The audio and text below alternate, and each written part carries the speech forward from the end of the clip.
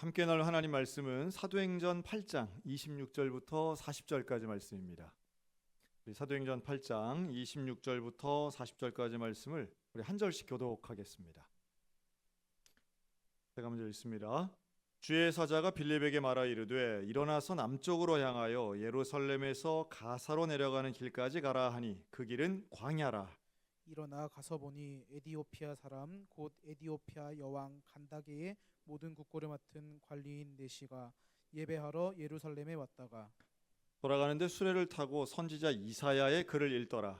성령이 빌립더러 이르시되 이 수레로 가까이 나아가라 하시거늘 빌립이 달려가서 선지자 이사야의 글 읽는 것을 듣고 말하되 읽는 것을 깨닫느냐. 대답하되 지도해 주는 사람이 없으니 어찌 깨달을 수 있느냐 하고 빌립을 청하여 수레에 올라 같이 앉으라 하니라. 읽는 성경 구절은 이것이니 일러스되 그가 도살자에게로 가는 양과 같이 끌려갔고 헐 깎는 자 앞에 있는 어린 양같이 도롱함과 같이 그의 입을 열지 아니하였도다. 그가 굴욕을 당했을 때 공정한 재판도 받지 못하였으니 누가 그의 세대를 말하리요. 그의 생명이 땅에서 빼앗김이로다 하였거늘 그 내시가 빌립에게 말하되 청컨대 내가 묻노니 선지자가 이 말한 것이 누구를 가리킴이냐 자기를 가리킴이냐 타인을 가리킴이냐. 빌립이 입을 열어 이 글에서 시작하여 예수를 가르쳐 복음을 전하니 길 가다가 물 있는 곳에 이르러 그 내시가 말하되 보라 물이 있으니 내가 세례를 받음에 물은 무슨 거리낌이 있느냐. 이에 명하여 수레를 멈추고 빌립과 네시가 둘 다 물에 내려가 빌립이 세례를 베풀고 둘이 물에서 올라올새 주의 영이 빌립을 이끌어 간지라. 내시는 기쁘게 길을 가므로 그를 다시 보지 못하니라. 빌립은 아소도에 나타나 여러 성을 지나 다니며 복음을 전하고 가이사랴에 이르니라. 아멘. 자, 오늘은 우리 빌립의 전도라는 제목으로 함께 사도행전 보겠습니다. 이 사도행전 8장은 그 내용과 또 그 서사 그리고 역사적인 가치에서 참 중요한 내용이에요. 스테반 집사님이 이제 순교해서 돌아가시고 그 죽음의 슬픔, 사실상 돌에 맞아 죽은 이 처참한 스테반의 죽음은 사실 공개 처형이었거든요. 그러다 보니 이 스테반의 죽음은 소문난 일이었고, 사실 예수님이 십자가에 달려서 돌아가신 다음에 제자들이 뿔뿔이 흩어진 것보다도 더 큰 충격이 있었습니다. 부활하신 예수님에 대해 복음을 전하고 이 경험이 있었던 사도들이 있었음에도 불구하고 스테반이 돌에 맞아 죽은 거예요. 그래서 이 스테반의 죽음은 사실상 초대교회 교인들을 흩어버리는 이런 결과를 가져옵니다. 어디로까지 가느냐면 사마리아까지 가는 거예요. 그러니까 이제 빌립 집사 같은 경우는 왜 예루살렘을 떠날까요? 결국 박해를 피해서 떠나는 거죠. 그러니까 많은 사람들이 이 예루살렘을 떠납니다. 또 죽지 않으려고 떠나는 것도 있고요. 이걸 이제 하나님의 섭리적인 입장에서 본다면 복음 전파를 위해 하나님은 흩으셨다라고도 볼 수 있겠죠. 그러나 이들이 크게 울고 3절이죠. 사울이 교회를 진멸할세. 이 8장 3절에 나오는 집에 들어가서 남녀를 끌어다가 옥에 넘깁니다. 이게 청년 사울이 했던 일이거든요. 자, 집에 들어가서 끌어낼 것 같으면 숨을 데가 있어요, 없어요? 숨을 데가 없는 거예요. 그래서 떠나는 거예요. 그래서 4절에 보면 흩어진 사람들이 나옵니다. 그러니까 중심이 없죠. 원래 이 초대 교회는 건물 세우고 예배당 채플이 있었던 게 아니라 집에서 모여서 예배를 드린 거예요. 그런데 집에 있을 수 없으니까 이들은 완전히 나그네 같은 삶이 됩니다. 일종의 필그림이죠. 순례자 같이 흩어지게 돼요. 그런데 이 흩어진 사람들, 사실상 목적지는 없지만 누가 기다리는 사람도 없지만 완전히 흩어지고 큰 무리를 이룰 수도 없어요. 박해를 당할까 봐. 뿔뿔이 흩어졌는데 이들은 슬프고 두렵고 막막한 가운데에서도, 자, 우리 8장 4절 성경 읽는 분들 우리 다 같이 한번 읽겠습니다. 8장 4절 시작. 그 흩어진 사람들이 두루 다니며, 아멘. 흩어진 것 서글프죠. 두루 다니는 것 그냥 뭐 정해진 게 없어요. 그런데 뭘 했다고요? 복음을 전합니다. 참 놀랍죠. 그러니까 가장 어렵고 막막하고 두려운 순간에 이들이 한 것은 사명에 집중한 겁니다. 여러분, 인생 가운데 두려움의 순간이 와요. 당혹스러운 일들이 있어요.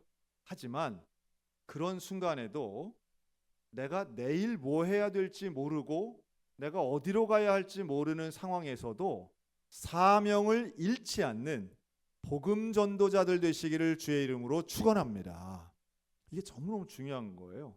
사실은 전도는 우리가 바빠서 못하거나 혹은 내가 힘들어서 안 하는 게 아니고 이건 반드시 해야만 하는 일임을 사도행전의 전도자들은 우리에게 보여줍니다.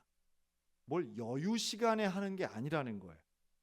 전도는 우리에게 해야 할 일 따로 있고 전도가 따로 있는 게 아니라 우리는 전도하기 위해서 살아가는 사람들이라고 해도 과언이 아니죠.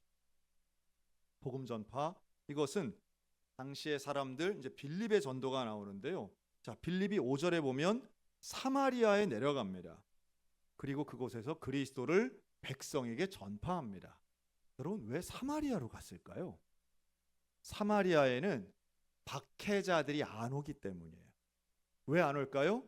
사마리아는 건전하지 못하고 불결한 곳이라고 생각했기 때문에 사울 같은 이 유대주의자들은 그곳에 안 가는 거예요. 안 가니까 그리로 도망간 거예요. 그런데 도망가서도 뭐 했느냐 하면 복음을 전한 거예요. 우리가 복음을 전하되 어떻게 전해야 되느냐 하면 잠옷실에 뛰어다니는 애들 같이 열심을 가지고 해야 됩니다. 네. 근데 이 복음 전파에 지역이나 민족을 상관하지 않고 전도한 이 빌립의 전도는요, 공식적이면서도 지속적인 이방인 전도의 최초 사례라고 볼 수 있어요. 그러니까 이방인들에게, 우리하고는 격이 달라, 평소 같으면 대면이나 대화도 하지 않을 사람에게 가서 복음을 전도한 것, 이게 빌립의 전도의 위대함입니다. 어려워서 도망가서 피해서 만나는 사람들, 그들에게 복음을 전합니다. 그랬더니요, 놀랍게도 6절, 이 무리가, 사마리아에 있던 무리가 빌립의 말도 듣고 행하는 표적도 보고 한 마음으로 그가 하는 말을 따르게 됩니다. 기대하지 않았던 일인데 사마리아 사람들이 빌립의 전도에 감동받고 순종해요. 뿐만 아니라 7절, 많은 사람에게 붙었던 더러운 귀신들이 크게 소리를 지르며 나가고 중풍병자, 못 걷는 사람이 치유받게 됩니다. 자, 여기서 좀 눈여겨볼 것은 귀신이 떠나가는데 많은 사람에게 붙었던 더러운 귀신들이에요. 다시 말해 빌립을 통해서 일어났던 사마리아 땅에 일어난 기적과 이사는 한두 명에게 일어난 게 아니라 여러 사람들에게 일어났다는 거예요. 그리고 귀신이 떠나가면 이들에게는 어떤 상황이 될까요? 바로 해방을 맛보는 겁니다. 귀신에 사로잡힌 사람들은 하나같이 어둡고 답답하고 죽음을 생각하는 사람들인데 망했다 생각했던 인생들이 이제는 해방감을 갖고 풀려남을 얻게 돼요. 자, 그랬더니 이제 성경을 보고 우리 8절을 다 같이 읽겠습니다.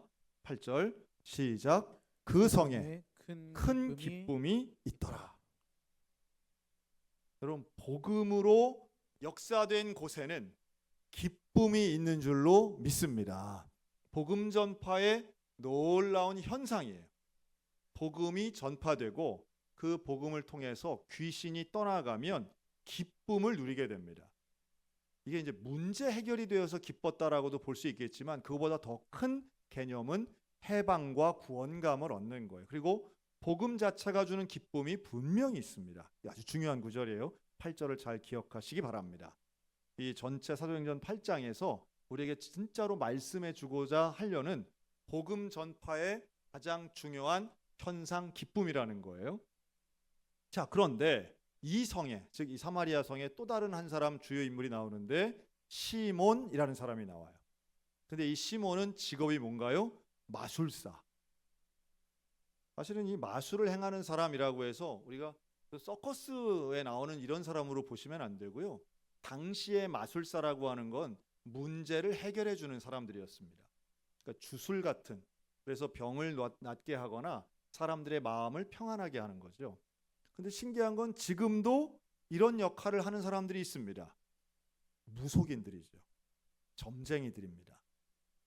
그럼 무속인이 50년 전에 비해서 지금 줄어들었을까요? 늘어났을까요? 50년 전에 비해서 늘어났습니다. 통계가 보여줘요. 물론 이제 인구도 늘어났으니까 뭐 인구에 비례해서 뭐 퍼센트가 늘어났다 이렇게 보기는 어렵지만 무속인의 수가 많습니다. 결코 줄지 않았어요. 이게 이제 미신이라고는 이야기하지만 실제로 무속을 믿는 사람은 동양과 서양 모두에 많습니다. 최근에 이제 나온 거죠. 지금 하도 뭐 전 대통령이 뭐 무속을 막 따랐다 이러니까 이 다른 나라의 사례들도 많이 나오더라고요. 그런데 미국에도 대통령이 그 무속을 믿었던 대표적인 사례가 그 레이건 대통령이시더라고요. 이분이 그렇게 그 소위 말하는 이제 카드점, 점성술에 많이 심취됐다 하는 건 뭐 거의 뭐 공공연한 사실이더라고요. 이제 불안하고 나는 왜 그럴까? 왜 그렇게 무속에 빠질까라고 하면 좀 명확한 것 같아요. 최종 결정권자의 부담감 이런 게 있는 거죠. 최종 결정권자는 언제나 내가 한번 결정하는 것에 따라서 너무도 많은 사람에게 영향을 미치고 물론 자기 자신의 안위도 걱정이 되지만 정말로 너무 중요한 것이니까 두렵죠. 앞날을 알지 못하니 전문성이 없으면 전문성이 있어도 알 수 없는 게 미래인데 그런 실력과 역량이 없는 사람은 누군가에게 기댈 수밖에 없는 거죠. 그러니까 참 이 무속은 이게 안 없어지겠다 하는 생각이 있어요. 그런데 제가 들어본 무속인의 가장 제가 좀 설득력 있었던 말은 이거예요. 그 전문 무속인이 나와서 인터뷰하는데 이런 얘기 하더라고요. 사람들이 무당을 찾아오는 이유는 하나래요. 불안해서 찾아온다는 거예요. 불안하니까 찾아오니 그 불안을 잠재워주면 장사가 잘 된답니다. 기가 막힌 얘기 아니겠어요? 때로는 그 불안감을 잠재워주기 위해서 위협하기도 하고요. 때로는 반말로 억누르기도 하고요. 또 때로는 부모를 이야기해서 눈물을 쏙 빼놓는다는 거예요. 사람 마음을 막 이렇게 줬다 하는 거죠. 근데 이러한 것은 어떤 면에선 심리 상담가 같은 역할도 하고요. 또 어떤 면에서는 듣고 싶은 말을 해주는 카운셀러 같은 거죠. 근데 이 시몬이 바로 그랬던 거예요. 이 시몬은 당시에 사마리아 성 안에서 무슨 기적을 일으키는 마술사라기보다는 사람들을 이끌어가는 역할을 했던 주술사였던 거죠. 그래서 9절에 보면 이 사람들은 백성을 놀라게 하여 자칭 큰 자라고 했어요. 그러니까 시몬을 이 마술사 시몬을 뜻하는 말은 자칭 큰 자. 그러니까 스스로 큰 자다라고 하는 것은 아주 중요한 인물 또 각 사람들에게 영향력을 미치는 사람이라는 뜻이에요. 그래서 큰 자라고 할 때는 다른 사람은 상대적으로 작기 때문에 이 시몬에게 의지하는 거죠. 이거 어떻게 하면 됩니까? 라고 질문하는 사람들이 있었던 거예요. 그리고 거기에 무속인들이 다 그렇듯이 자신감 있게 가르치고 지시하고 명령합니다. 그러면 여러분 이거 맞을 확률이 몇 퍼센트가 있을까요? 그거 잘 될 거야. 안 될 거야. 하는 거예요. 확률은 반반이에요. 반반. 반반이지만 맞은 사람들이 더 많이 이야기할까요? 안 맞은 사람들이 이야기할까요? 대개는 맞은 사람들이 간증하기 시작하는 거예요. 되게 이런 패턴입니다.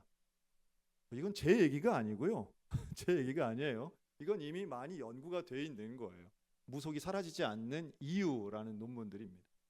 그러면 바로 그 50%에 가까운 확률에 맞아지면 점점 큰 자가 되고 그 화술과 자신감, 소위 요즘 말로 하면 기세로 밀고 나가는 이러한 시몬은 사실은 자기 안에 진짜 어떤 영험함이 있지 않아도 이 일을 감당할 수 있는 거예요.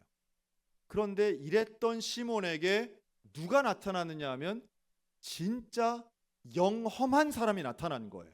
그게 바로 빌립이죠. 빌립이 나타난 거예요. 그리고 빌립은 돈을 벌기 위해서 이러한 예언이나 또는 전도를 한 게 아니라 이 사람은 정말로 사명감을 가지고 진짜 복음을 전해서 사람들에게 귀신을 쫓아내더라는 거예요. 듣고 싶은 말을 하는 게 아니라 사람을 해방시켜주는 변화의 역사가 빌립을 통해 일어나는 걸 시몬이 보게 됩니다. 그리고 시몬이 깜짝 놀라요. 진짜가 나타난 거죠.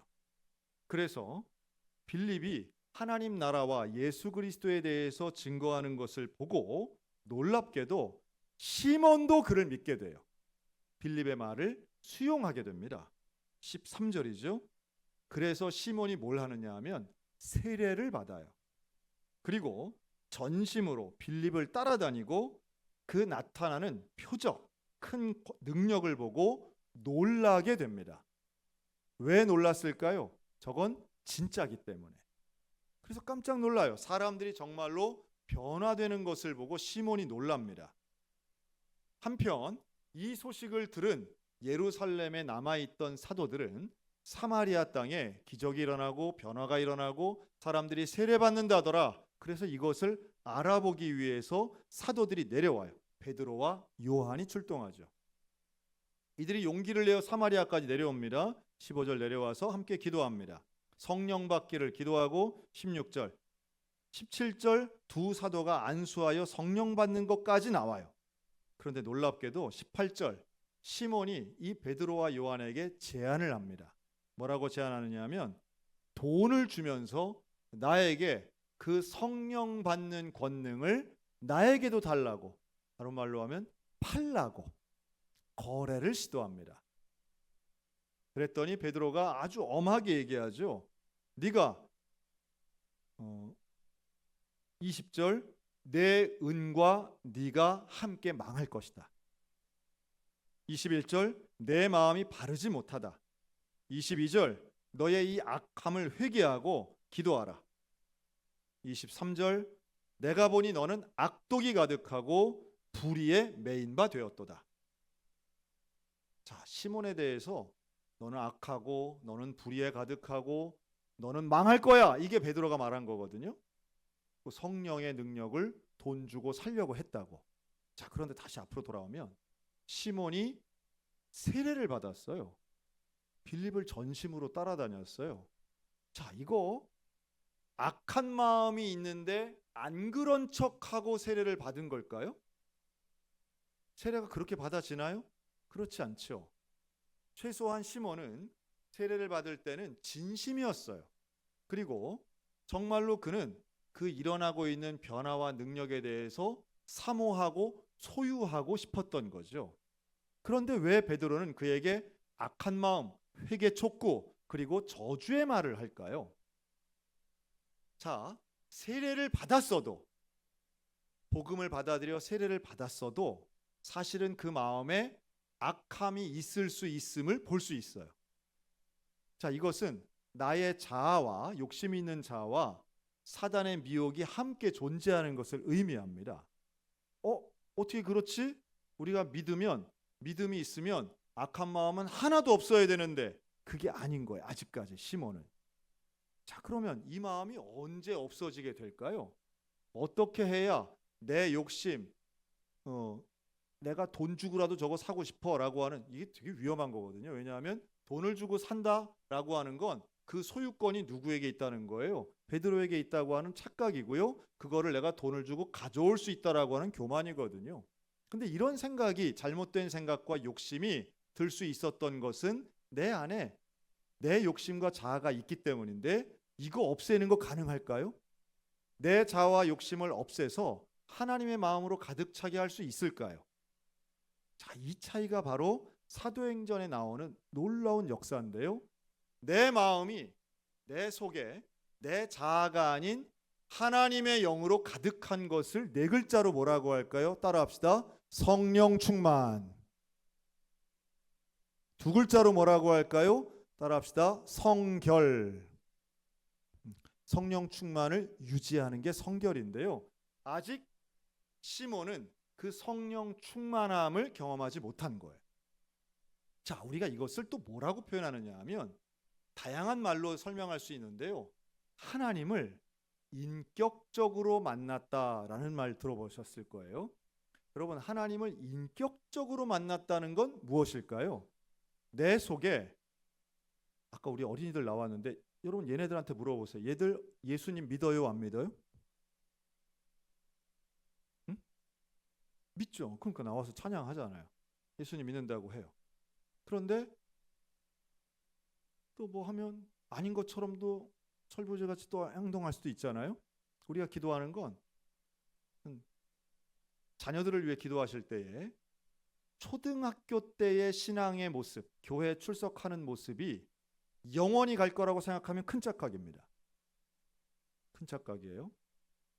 반드시 성령을 경험해야 됩니다. 인격적으로 하나님을 만나야만 합니다.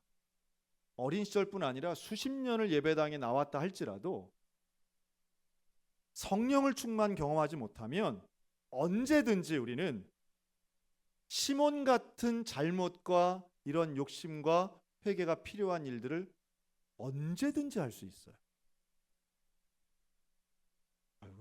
이번에 새롭게 와서 CBS 새롭게 와서에 나오신 분이 그런 간증을 하시더라고요. 21세기 대한민국 그 가장 잔혹했던 살인마 유영철이라고 있습니다. 여러분, 그 유영철이 성가대 지휘자였다는 사실 아세요? 너무 놀라운 얘기죠. 성가대 지휘를 했대요. 작은 교회에. 그게 말이 되나? 교회를 다녔다는 거예요. 어린 시절 교회 다니고요. 그러나 사이코패스적인 성향으로 정말 뭐 유영철의 범죄를 뭐 줄줄이 뭐 얘기할 필요도 없지만 대한민국에서 가장 잔혹하고 가장 잔인한 사람. 근데 그의 어린 시절, 청소년, 청년 시절은 예배당 다녔다는 거. 여러분, 누구라도 교회 안에 있다고 해서 다 착한 사람 혹은 하나님의 마음으로 늘 살아가는 사람 절대 아닙니다. 그럼 아주 심각하고 극단적으로 말씀드리면 예배당 안에도 사탄이 있을 수 있어요. 그럴 수 있어요.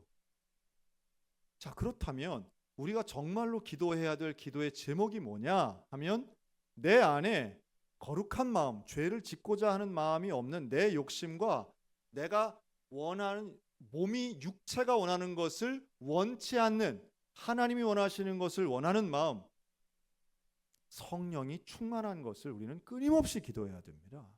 성령 충만을 간절히 바라야 되고 그걸 원해야 되는 거예요. 시몬과 같은 마법사 시몬과 같은 잘못을 범치 않고 하나님의 영으로 가득하여 하나님이 원하시는 방향으로 길을 걷기를 원해야 되는 거죠. 자, 그런 사례가 바로 에디오피아 내시를 전도한 빌립이에요. 자, 빌립이 또 이 사마리아를 떠나서 광야길을 가요. 그런데 앞에서 우연히 만나요. 수레를 타고 오는 내시를 만납니다. 근데 뭐 말이 그냥 우리가 표현이 내시여서 그렇죠. 뭐 이렇게 그냥 왕 옆에서 이렇게 고개 숙이고 있고 목소리 가는 그런 사람이 아니에요. 이 사람은 27절에 보면 에디오피아 여왕 간다게의 모든 국고를 맡은 관리예요. 우리나라로 치면 재무장관이에요. 재무부 장관.